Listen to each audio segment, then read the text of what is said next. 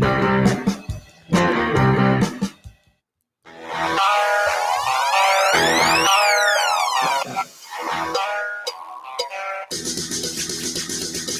is it possible that we hear nothing about Kyrie Irving being an asshole?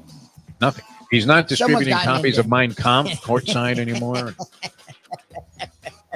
Wearing like a Das Boot shirt. Fucking asshole of a human being. But, Jesus. Someone got to him, like either age. I'm sure he has kids by now, or being an adult, whatever has got. Something happened because it's night and day. Like, it's so funny. People are trying to compliment him, and I wanted to criticize him, and then I thought, I'm like, wait, that's true. I haven't heard anything. I didn't even know he was still playing, so he must be quiet. He's as quiet and respectful as Mike Conley. Yes. Right? A guy that never has been immersed in any controversy in his lifetime, going all the way back to his days at Ohio State. The time! Wake up with Defo, joined by Lubie. Welcome to the Defo Show.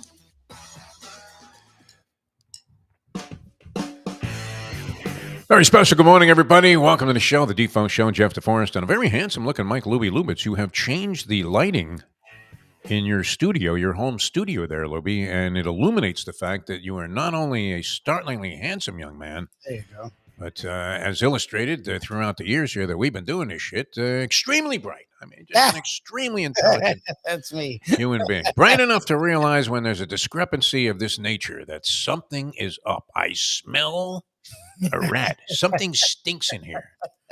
Does a wife ever come, when you've been in a room for a while and she just starts sniffing around like she was Skippy, my dog, and says, something stinks in here? No comment. What could it be last night? Have you no shame, Adam Silver? Have you no shame? Have you no shame whatsoever?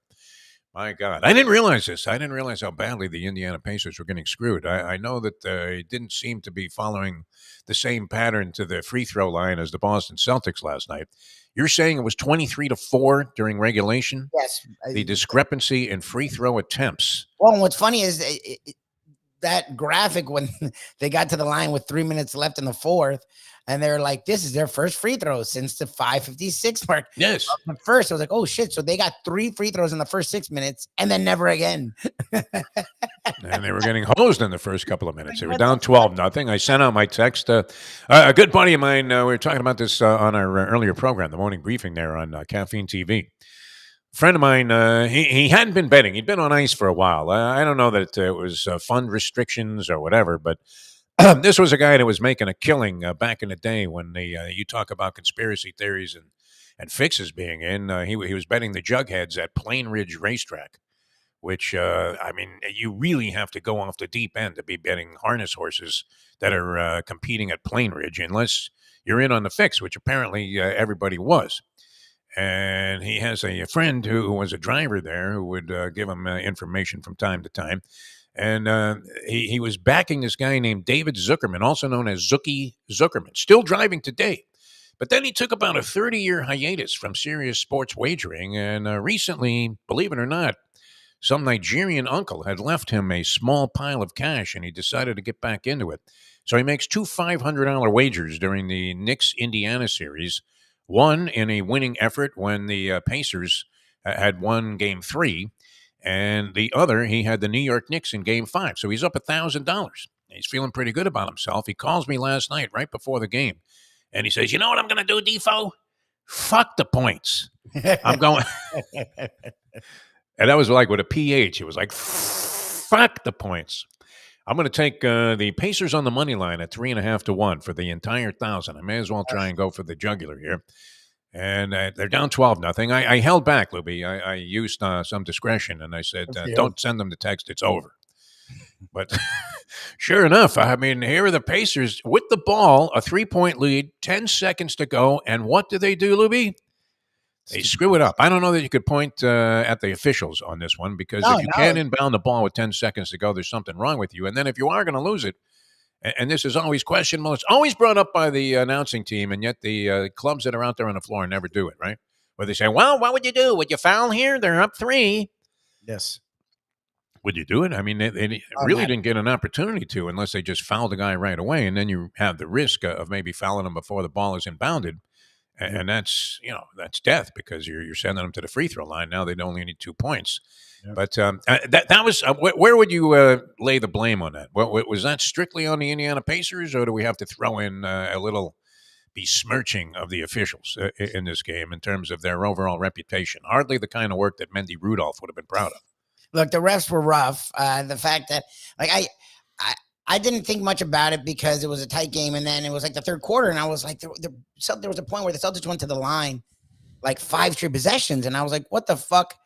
And yeah, they choked that right. I was like, what the fuck's going on? So I had to look, and it was like at that point, I think it was 3 free throws to like 19, and I was like, what the fuck? I'm like, I don't give a shit how much you shoot threes. I don't care how passive you are. There was like 3 minutes left in the third. I'm like, how do you only have 3 fucking free throws with 3 minutes left in the third? I'm like, it's not even that's literally rigging the game for one team. Like that's what the Celtics shoot more threes than anyone in the fucking league. So there's no way that they should have, what's that, 6-1? Like the free throws. I'm sorry. You can be the biggest Celtics fan ever. That's a fucking joke. And I almost stopped watching at that point just because I'm like, I don't care who you are. How can you overcome that? I give the Pacers a ton of credit because they had dumb turnover after dumb turnover. The refs were 100% against them. I mean, they weren't even in the pocket of the Celtics. They were in the pocket of the Knicks. You would have thought Ren Auerbach was calling again. They were playing for the Celtics. I mean, I've never seen a discrepancy like that where it's not that their one team has 15 or 20 more. It's that the other team has 3. Like, how do you have 3 free throws ending the third quarter of a fucking physical ass? Very clean game played by the Celtics last night. They didn't touch a soul. Yeah, get the fuck out of here. It was unreal. So, all right. That was disgusting. And then on top of that, the reality is the Pacers are young, and that's what you saw. They had 3 turnovers. They had 2 in the last minute when they could have put the game away. And then they had that one when they were down 1 with like a minute left, and Halliburton literally, no one even is guarding him. He just dribbles it out of bounds, and it was like, they were so close, but they just, I don't know, the youth got to them, but it gave me hope for them because they had everything against them in that game, including stupid-ass turnovers, and they should have won it. Welcome back to Big Time Sports Betting. To my friend Jack. I mean, why not just strap yourself into the chair at Stark and go ahead and check out in Old Sparky. All right, you got Minnesota tonight against the Dallas Mavericks. Minnesota favored by 4.5. Cats and the Rangers getting underway tonight. Eastern Conference Finals in the NHL. That should be exciting.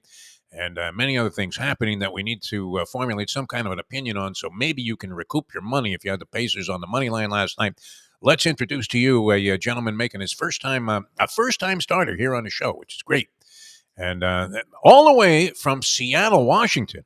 Is that where you're at, Troy West? Seattle, Washington right now, 5:15 in the morning, and you're up with us? I'm up with you guys. I just made my first cup of coffee. Good thing Washington's a coffee state, so got the coffee brewing and happy to be on with you guys. Well, happy to have you on. Troy, of course, is an excellent handicapper. We wanted to get into some explorations here of things that are coming up. Although, what was your thought? I'm sure that you were involved in some way in that Celtics game last night against the Indiana Pacers.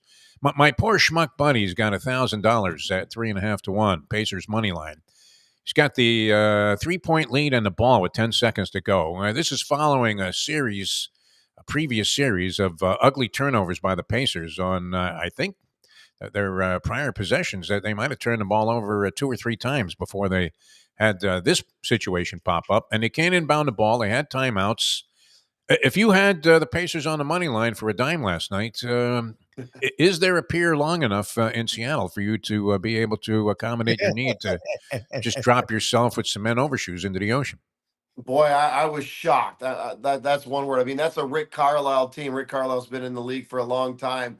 You would not expect a team like that to turn the ball over with such little time left. And you know, Halliburton, Siakam, those guys are veterans. They haven't been in the playoffs often. Siakam's been in the playoffs. He's actually got a championship with the Raptors. But you know, I just was shocked, Defo. I really was. I mean, how do you turn the ball over with 10 seconds left in the ball game? You know they're going to foul, and they just rushed the ball the first time, and then they even had a second opportunity and had no inbound play. I was in disbelief. I was in true disbelief that a team like the Indiana Pacers, coached by Rick Carlisle, has been in the league a long time, turn the ball over with 10 seconds left up by 3 when you know the Celtics are going to foul. And if you go back and watch the tape, they didn't foul. They didn't foul. There was no foul there at the end of the game. They never even had an opportunity to. The Pacers were in such a hurry, and they buckled under the pressure. I was in disbelief. Such ugliness, as we like to say. And the other question always is, and I want to say that every time it's brought up that, well, they're up 3 here. Why don't they just put them on the stripe? That no team ever uses that strategy. What would you have done in that situation? I mean, would you have liked to have seen the Pacers foul, like, say, Jaylen Brown instead of letting him shoot a 3? Because he had been struggling from the free throw line prior to this series. And then, of course, the worst case scenario is you're either trying to grab a rebound, still up 2, or you're up 1 and have to inbound the ball. I was genuinely shocked they didn't foul. However, obviously Jaylen Brown got the ball in the corner. He was even trapped in the corner. I mean, so he didn't get a good look there at the end of the game. So I think that might have played a little bit of a factor in it. I'm curious to say if the ball would have gone to the top of the key and they would have passed the ball around a little bit, would they have fouled? I don't know. I definitely think you need to foul there without a doubt, especially with around 5 or 6 seconds left. But Jaylen Brown was trapped in the corner. He didn't get a good look. Is he a good 3-point shooter? Yes, but I was shocked they didn't foul. But let's be honest, that was not a good look there at the end of the game. I don't want to call it luck, but at the same time, a lot had to go his way to make that shot there at the end of the game. It wasn't necessarily a great look. Were you any good? I don't know that I was any good at the deliberate brick from the free throw line. I mean, they sent DeForest to the line. You make the first one, and now you've got to hit that line drive off the front rim.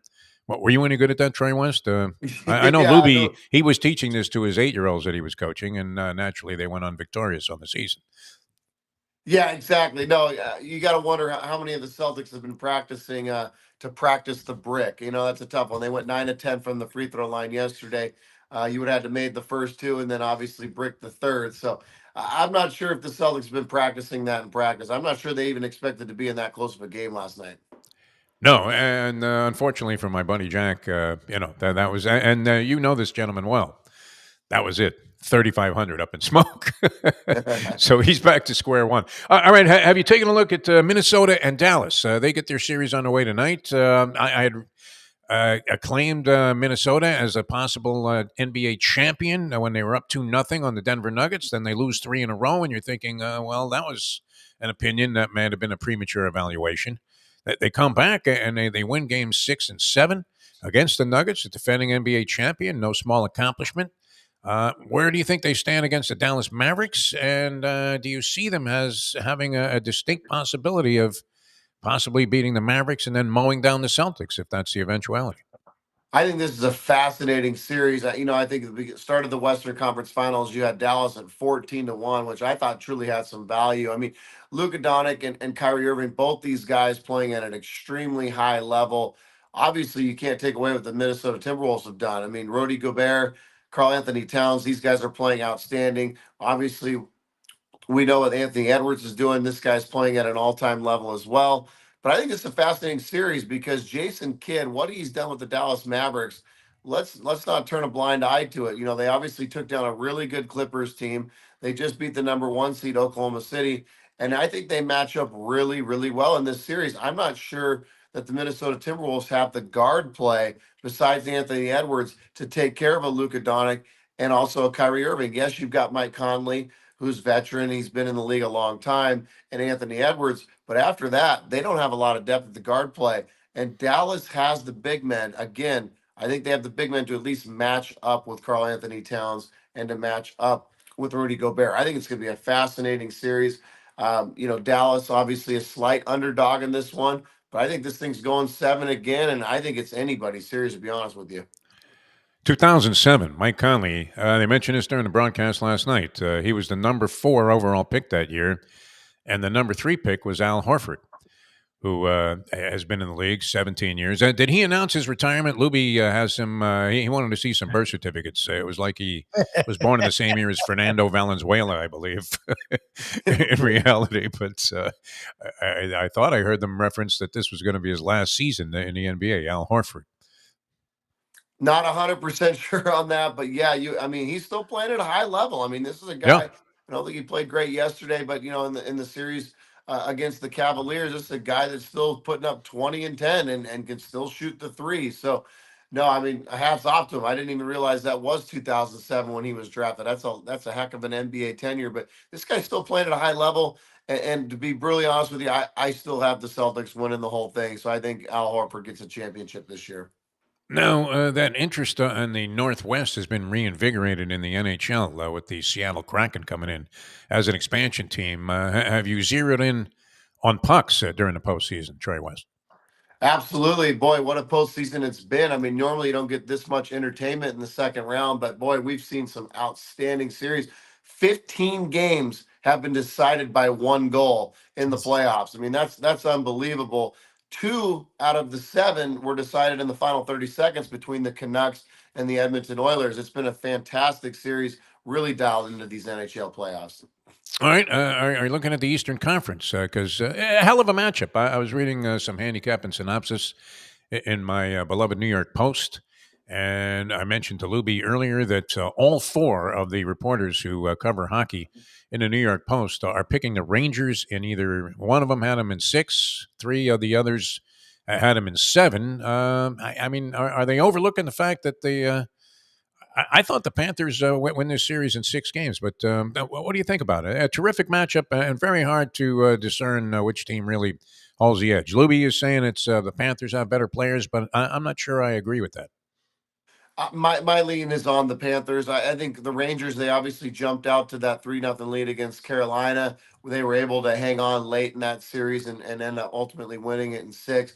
But I think the Panthers are going to be a tough test for them. The Panthers go in and take care of the Boston Bruins. I do think they're the more talented team. They're still only minus 110 on the road tonight, which tells you when this thing shifts over to Florida, they'll be a heavy favorite. I like the Panthers. I'm with Lubie on this one. I think the Panthers take care of business in 6 in the series. Yeah, I think they win the series. I would pick them in 6 games, but I'm not sure that there's any discernible talent differential between the two teams. I think the Rangers have more than their share of star players. How involved do you get, Troy? And you do a lot of handicapping, and maybe you can inform the people about where they can find some of your stuff and information, because you guys put out a lot of really interesting stuff, very similar to our friend Mark Lawrence, where you have databases and all kinds of things that give you handicapping angles that are extraordinary. Where can people find this information? Yeah, appreciate it. It's TroyWins.com. We do everything. We cover all sports. We even and we've really dialed into the prop bets as well. I mean, I prop was just bets going to and ask you price. that. Yeah. Yeah, not necessarily my forte, but we brought in an entire team to cover the prop bets. So they're checking all sorts of algorithms. I mean, it's amazing what you can bet on these days, right? I'm not going to get into all that, but you can, a lot of stuff with how many strikeouts is a certain pitcher going to have? Is a pitcher going to go over or under 5.5 innings? You name it. Last night we had a prop bet on TJ McConnell to go over points, rebounds, and assists. You can literally bet on anything. We do it all at TroyWins.com. It's the best bargain in the industry. We truly feel that. It's $29 for a week's of service. That gets you everything. That gets you baseball, basketball, hockey, golf bets, prop bets, you name it, we do it. We're not going to upsell you. That gets you all plays VIP. It's TroyWins.com. All right. Yeah, I love this stuff because I was just looking at what seemed to be a relatively obscure angle to pursue in this Panthers Rangers thing. Remember, I don't know. You're probably too young to remember the day where all you did was like try to pick a side. And now I just read some very in-depth analysis about how Shesterkin is going to face more than 28 and a half shots in this game. And you have to lay 130 if you take the over on that. But it's amazing how this stuff has expanded. Are you inclined to subscribe to the idea that it's good to start parlaying, making 10 component parlays on prop bets, or are you old school, Troy, in your thinking and figuring it's tough enough to pick a winner? Correct. Yeah. No, we're definitely old school, Defo, without a doubt on that. I think a lot of these social media platforms have really pushed that these lottery tickets are a good thing, and so a lot of guys are taking their lunch money and headed to the local casino and putting $20 down on a Yeah. 10 teamer and hoping hits. And we follow these social medias, right? And we see certain guys hitting that $20 10 Yes. teamer for, I just saw recently that, I don't know if you saw a great story on a guy that had $100 bet and he ends up cashing out $80,000. Had the Oklahoma City Thunder won the championship, he would have cashed out 1.5 million. And this is just a $100 futures bet. Wow. So social media is really pumping up these lottery tickets, and obviously, as a handicapper, it'd be a disservice to me, a disservice to the customers and the listeners to advise that. Time and place, right? Time and place, but these aren't hitting at the percentage that people think they're hitting at, right? They're hitting at less than 0.001%. So we advise 2 to 3 picks a day. We try to put our brains together and come up with 2 to 3 picks that we feel really good about. It's funny too, because all you have to do is look at the math. Where you see all of these tickets, $5 a guy, 128,000. He's got a 16-team parlay, but and then you see the come-ons for FanDuel and DraftKings and all of these other betting sites, of which there are dozens more that are providing a rather ample platform for these kind of wagers. And if you bet $5, they're willing to give you 1,000 just to sign up. And the thing is, so if everybody's hitting these tickets for $5 for 20,000, it doesn't make sense that to be trying so hard to entice you to come on board and start making those type of wagers. So obviously, those $5 add up very favorably for the people that are booking the action. All right, one final thing on the Edmonton Star series. What do you think? Have you taken a look at that? Boy, that's going to be a fantastic series. Watching Edmonton and the Canucks, that was a great series as well. I like the Dallas Stars. I think they got better goalkeeping. I think they're the more physical team. But this could be a great series. I'm really looking forward to it. I think this is going to be one of the best series that you're going to see in hockey in a long time. Just very fast paced. Edmonton, one of the best offenses in hockey. Dallas, one of the better defensive teams. Great goalkeeping, great coaching. Neither team has been in this spot, right? So I think that's a fascinating a topic as well. But ultimately, I think Dallas is going to be the better, more physical team when it comes to it. But I'm looking forward to the series. I think it's going to for sure go 7 games. I think you're going to see a lot of games decided by 1 goal. Still dark outside there in Seattle, huh? Is that where you are, Seattle? The sun is just about to peak up, right? Believe it or not, the sun does come out here in Seattle, Washington. There you go. Have you been down to that fish market lately? Do they still throw the fish around? They still throw the fish around. Every once in a while, I'll still go down there and make sure I get myself some fish or some crab. It's still a great place. Pike Place Market, great place to get your seafood, without a doubt. You guys ever been out here before? No. I've never been to Seattle. I always wanted to go because, I wanted to go by there and see if I could get hit in the face with a walleye. Like the politics suck, but you can still come out and have a good time. Promise you that. All right. Hey, thanks, Troy. A pleasure. We'll have to get your handicapping insights more frequently here on our various shows, and appreciate you getting up early in the morning and joining us here for our premiere, our maiden voyage, and have a great time out there. Get some sleep, and we'll talk to you again real soon. Hey, thanks, guys. Appreciate you having me. All right. Thanks a lot. Troy West, ladies and gentlemen. And Troy Wins is the name of his thing, and he does a great job. Guy's very thorough, and obviously has his feet firmly entrenched and implanted on the ground there, Lubie. Never mind these 20 element parlays. Everybody says that, but everybody's doing it, Lubie. Well, what sense do you make of that? Is that just your generation that likes this kind of action? No, and I think it's the kids, like teenagers. Teenagers have become really weird about gambling, like because you can find access to it. They do it all over the place, especially the fantasy stuff. I don't it's crazy to me. I get the idea of fuck it, I have $10 here, but to do it every day, you're not going to win. You're going to lose a lot more than you're going to win, and it's just throwing money down a toilet. Like I just think it's not even. I get it. It's not called winning. It's called gambling. It's not even gambling. It's just fucking throwing your money away is what it feels like to me. It's kind of like, a preliminary for when the Mustang and I were arguing about what we were going to do with the Powerball lottery money that we won, even though we hadn't won any. I mean, we're literally in a fight on the way home from like the Circle K where we bought the tickets because we were trying to find like the roughest spot, least likely to sell a winning ticket. Because usually that's where they come from, right? It's never like a Publix or some pharmacy. It's always some bullshit liquor store out in the middle of nowhere. 100%. And so we try to find the dingiest, creepiest store that you would never want to go in, buy the Powerball tickets there. And then on the way home, we're fighting because I wanted to give like $1 million to her sister. Mythically. And, she was at war with her sister at the time. And she looks at me and says, She's not getting anything. If you send her anything, we're finished. I'm like, we're going to have $300 million to split. I mean, I would imagine that can overcome a lot of the emotional loss of maybe the relationship coming to an end. But Exactly. nonetheless, I mean, I could just stiff Lubie. I'm not asking for anything. I think it's funny when people mythically get into it. Yeah. You want to talk about it for fun, fine, but actually fight over a mythical. Yeah, we're in a big argument, not speaking to each other for days after that. So funny. That's classic. Unbelievable. All right, we have a very special guest coming up here in just a few minutes. He has some thoughts about the consequences of when you listen to our show, which is interesting. And if anybody would know it, it would be this gentleman. So a surprise mystery guest. I would imagine this is going to be telephone only and maybe even with a voice shredder. Although I would think this gentleman's voice is distinctive enough that even with a voice shredder, you could still easily tell who it was. Is that a fair assessment, Lubie? Yes, he would break through the voice shredder. Yes. Yes. People actually thought he might have been talking through a voice shredder when he first started coming on the air. But then everybody, I told him, I said, this is going to be your biggest asset, the very distinguished voice. So he's going to join us in the next segment of the program. Tony had to scratch today on Old School, but he intends on joining us tomorrow. Tony Segreto. The great Should Tony be able Segreto. to be together tomorrow following a trivia challenge. So hopefully Gurgles will join us early, do some trivia fun, and then we'll be kicking it old school with Tony Segreto tomorrow morning. All right, sounds good. All right, now we're coming back with our special mystery guest in a moment. Now that. The time. It's 8:36. Champions, the outstanding simulcasting room at beautiful Hialeah Park.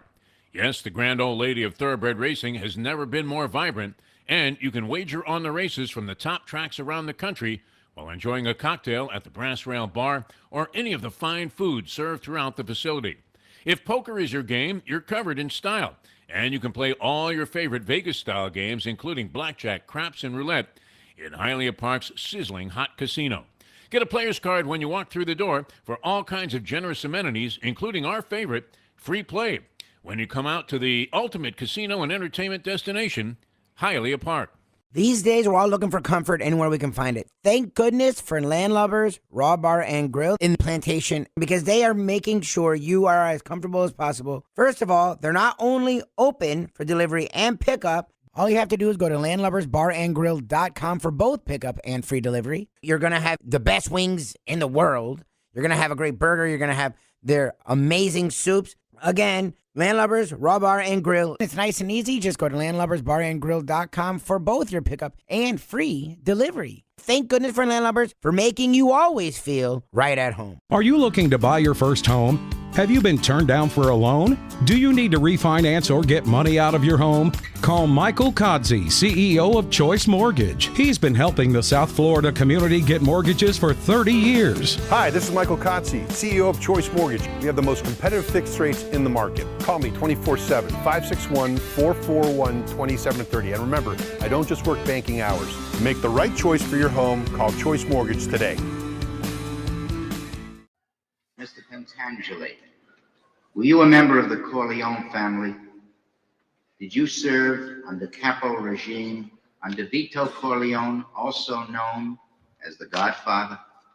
I never knew no Godfather.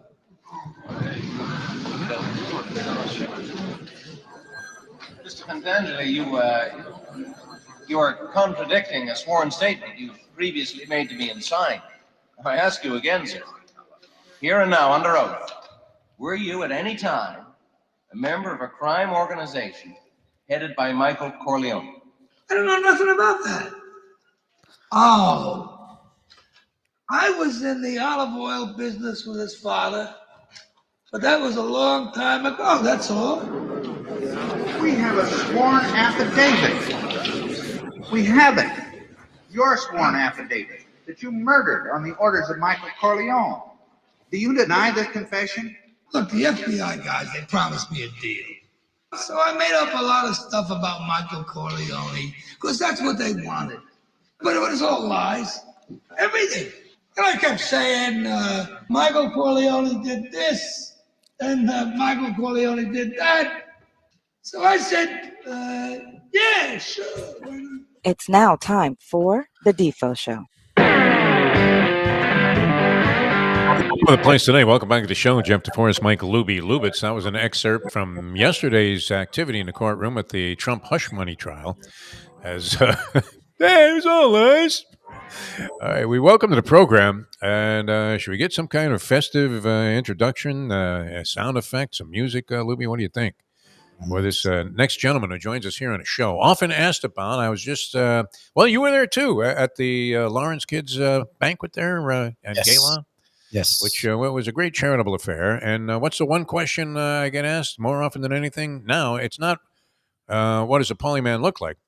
It was how's the polyman? And then they give you that look like they were Paul Bearer, the Undertaker, as a manager, and hoping that you'll say, "Oh yeah, he's still with us," which he is. Yes. We welcome to the program, and even my dog Holly, very excited about this. The polyman, Paul Massell. Polyman, how are you?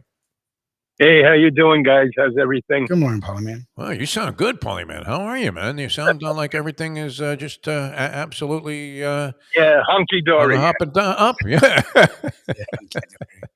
Very good. All right. Before we get into some of the sporting activity that's going on, I know you wanted to speak of, and I'm sure Lubie has a curiosity about this as well. The consequences of listening to me in particular, and perhaps overall this show. Well, certain things that you said over the course of the years, which maybe there was 30, 40 of them that either good or bad, some could get a person in a jackpot.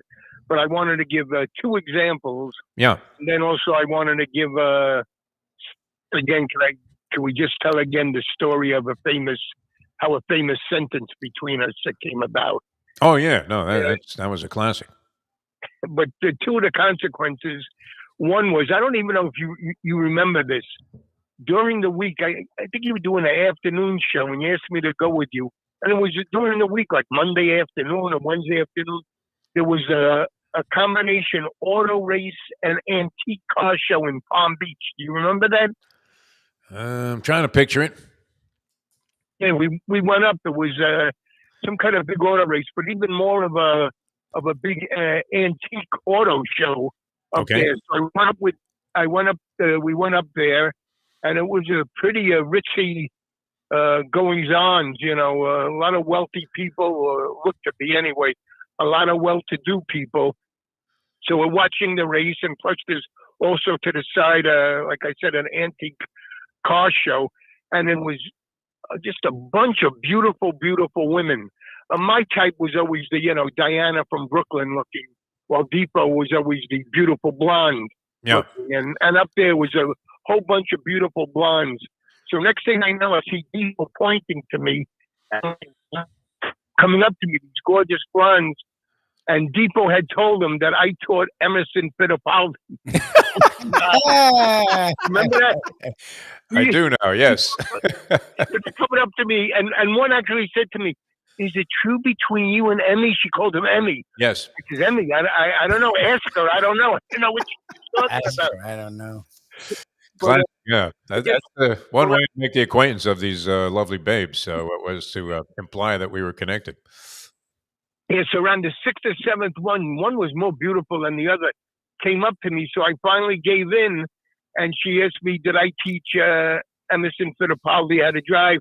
And I said, well, young lady, it's all about hand-eye coordination. Oh, my God.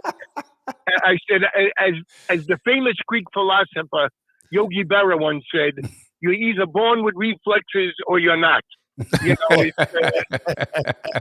it got so crazy, and it didn't stop. He sent him over to me, and by the end of a few hours, not only did I teach Emerson Fittipaldi how to drive, I gave acting lessons to Tom Cruise, Al Pacino's half brother.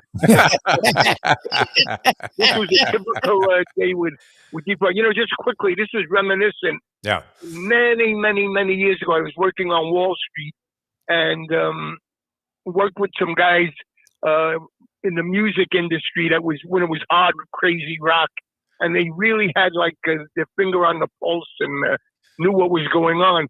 So they tell me and my friend that a super group is forming. It's going to be named Led Zeppelin. Jimmy Page, Robert Plant, John Bonham as well. So somehow, before anyone even knows about it, we end up getting like front row tickets at the Fillmore East, which I think was going to be their first concert in the United States. So in the first show, and someone from their crew is, could you just come up here by the side of the stage while I'm doing this and make sure nobody, I said, okay. So girls start coming up to me, and one starts telling everyone that I'm the road manager for Led Zeppelin. So all these groupies, and I've been to the Fillmore in those days many, many times. This broke the record for groupies, and also when they call you back on stage. For the encore. Groupies, encore, yes. I think it broke the record. I think it was 5 encores or something at the time. And so they're asking me, oh, you're the road manager. I says, no, I'm not the road manager. Next one, you're the road manager. No. So then, about the 14th or 15th girl that came up to me and was one of the most beautiful girls I ever saw in my life and said to me, you're the road manager, Led Zeppelin? I said, no, I'm Jimmy Page. I said,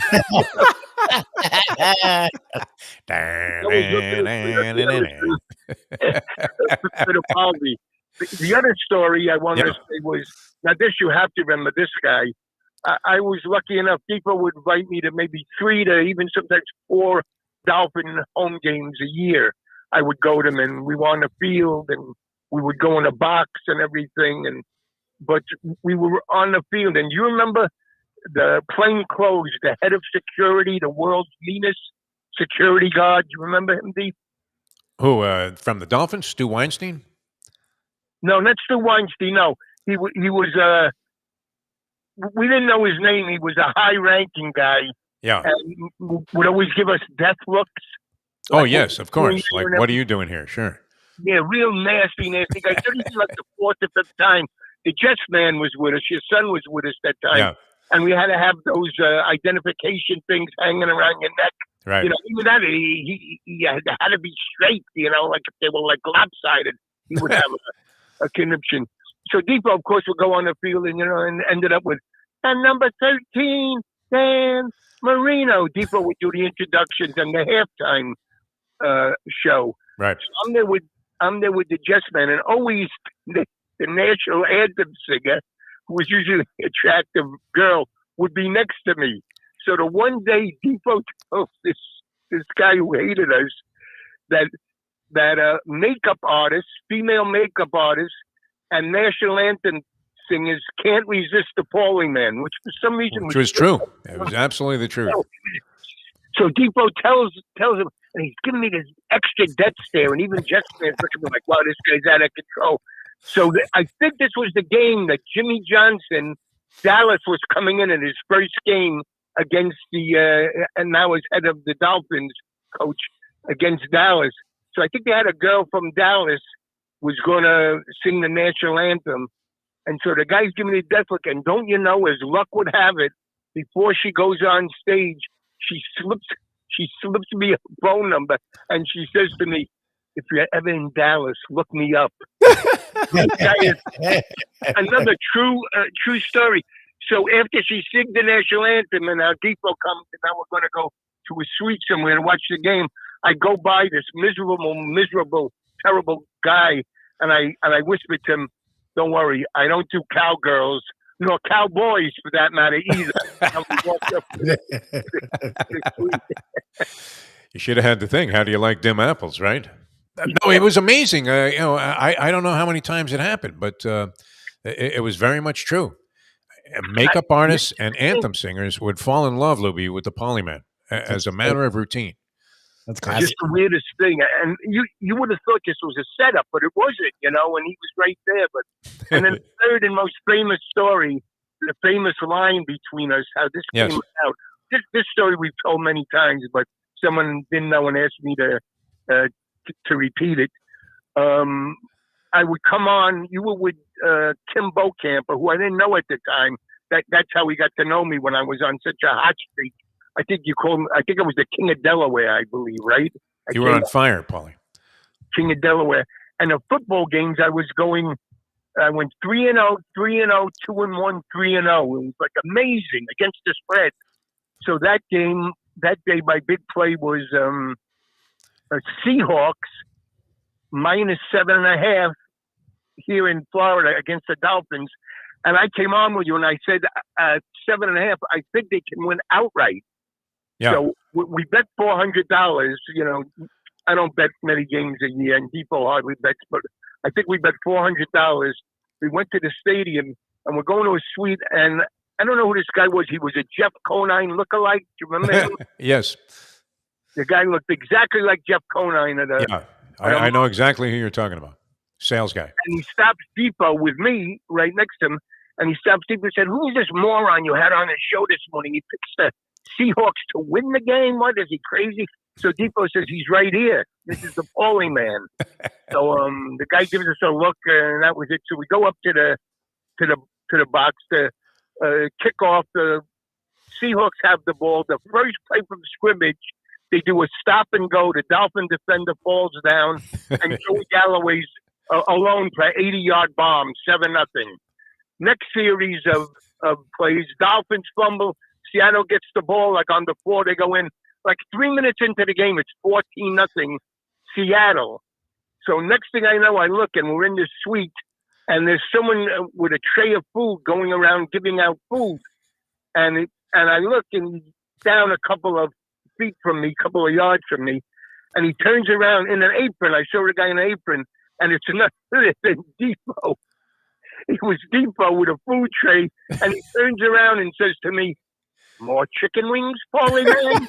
And that's how the sentence was born. And you had a tray full of chicken wings. Yeah, everybody was depressed in a box. Nobody could eat. Yeah, they were ready to throw those wings at the window. Yeah, Defo was in his glory, so he first went, "More chicken wings, Paulie man?" And they went on to, like, they cruised home, I think. Unreal, yeah. That was a blowout all the way. Game was over from the start. Amazing Defo stories. Yeah. I vaguely remember the Fittipaldi thing, and what amazes me now, as I'm approaching 73, is that I was quick enough on my feet to come up with that at the time. No. Just in the in the effort to make the acquaintance of several leggy and very hot blondes with that little sash that says Miss Pomona on it or whatever. Yes, they were all there. What do you make of the baskets, Paulie, man? What do you think? I mean, that was a tough beat. Our good friend Big Jack had a dime on the money line last night that he had accumulated from 2 previous bets in the Knicks-Pacers series, and he said, "You know what? Fuck it, I'm going to go ahead money line 3.5 to 1 Indiana Pacers.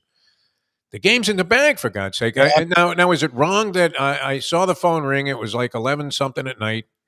There was good reason to believe that because Lubie and I get up early, even though it's not as early as we used to, but it's still like a burden, no matter what time it is, when you have to get up at sort of an absurd under the cover of darkness time.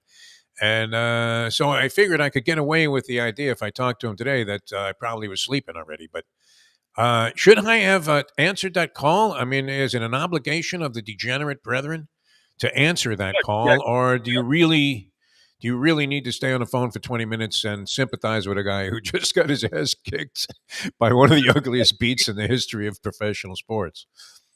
No, you got to pick it up and give him the "my God, oh my God," and the "holy." Yeah. Can you believe these refs? Yeah. But what a beat! That was something. What a giveaway, man! Oh man! Oh my God!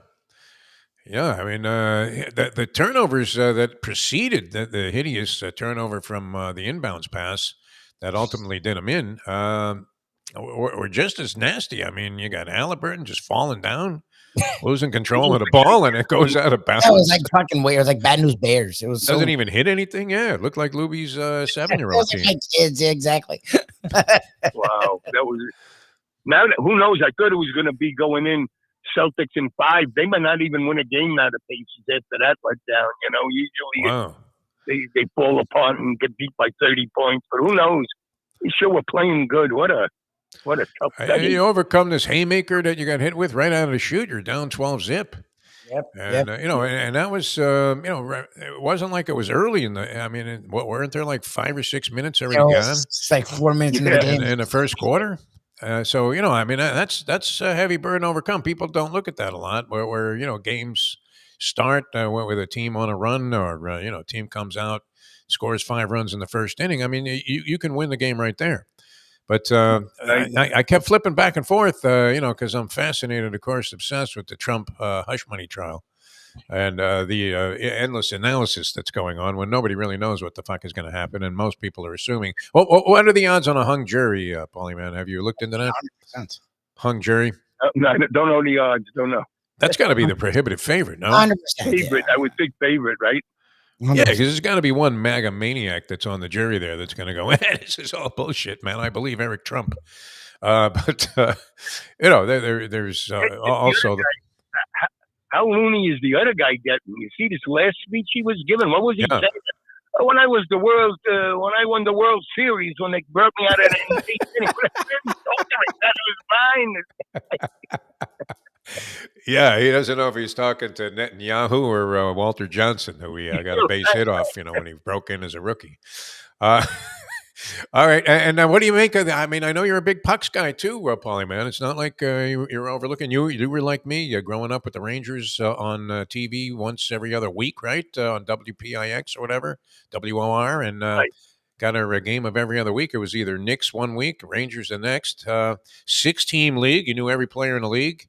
And, obviously there was, a great talent because you had so few teams for the pros to play on. But what do you make? I mean, the Panthers, are we actually overlooking this area? Wouldn't embrace this, but is it possible that the Panthers bring home the Stanley Cup this year? I thought they were going to last year. Remember, I was alive. Somehow I bet them last year, and when they made it to the finals, I said, wow. This is great, but they got dusted as they did in that magical year back in what was that, 86 or 96? Yeah, 96. Yeah, 96, 97, I think that was. Yeah. But yeah, they're really good. They're good, no? So yeah, I think so. I mean, and this is the kiss of death, because you were the guy that came up with the concept about if you could book the media's action, you would be filthy rich. I mean, you wouldn't have to be, slaving over a hot microphone here at 72 years old. But all 4 of the handicappers who are the people that they were asked to make a prediction on the series in the New York Post, including Larry the Puckhead himself, Brooks, who has been writing hockey since the Gump was in the league. Mark Cannizzaro is a pretty good opinion. There's a guy named Ethan Sears and Molly Walker, who covers the Rangers on a regular basis. They all have the Rangers winning the series. So would that not be tantamount to a Rachel Nichols kiss of death? Could be. I thought the same thing. I thought the same thing. I saw one had Rangers in 7, one had Rangers in 6. Yeah. And could be, hopefully. New York media is all over it. I made the full move after becoming a Floridian that I became, with the exception of Yankees, which is ingrained in blood. But all the others, I went from Knicks to Heat, Rangers to Panthers, and so on and so forth. So I would like to see the Panthers do something, Oh yeah, I agree with you. It'd be great just to see how this area reacted to having an actual Stanley Cup champion. All right, Paulie man, and still at the Magic City Casino. Can we find you down there? What's happening with that? Yeah, still there, hanging on. Oh yeah, good. Everything good there. When the new regime came in, the Porch Indians, that's been a year and a half already. Wow. They kept everything there. With me, I'm old and who knows what now. But for the younger people, I got to give them credit. They moved up, from within the organization, and nobody lost their jobs, and nice. Everyone kept their jobs. So they treated everyone really well, which is their MO. Very noble. So. Yeah, no, that's fantastic. That doesn't usually happen, right? In today's society, that's for sure. Usually it's house cleaning, and after kind of like the old days in the radio when Bud Paxson took over WIOD, and they had 2 other stations there in the building, and so they held this big staff meeting, and everybody had to walk across the street because there was no room in that building that they were in to accommodate that big of a crowd.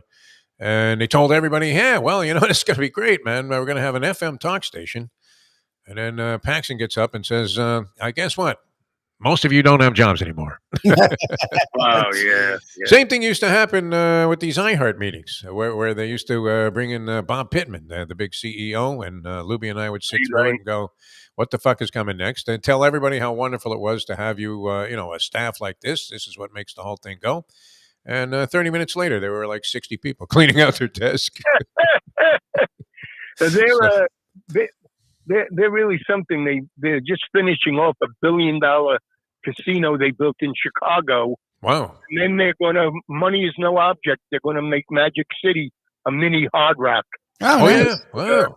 Yeah, they're going to put multi gazillions in a couple of years into Magic City, make it a mini Hard Rock. And I think that was part of the thing why the Seminoles, the Hard Rock people, try to stop them so much from getting the license here, because they do the right thing. So, you know what, though? Casino proximity is such a factor.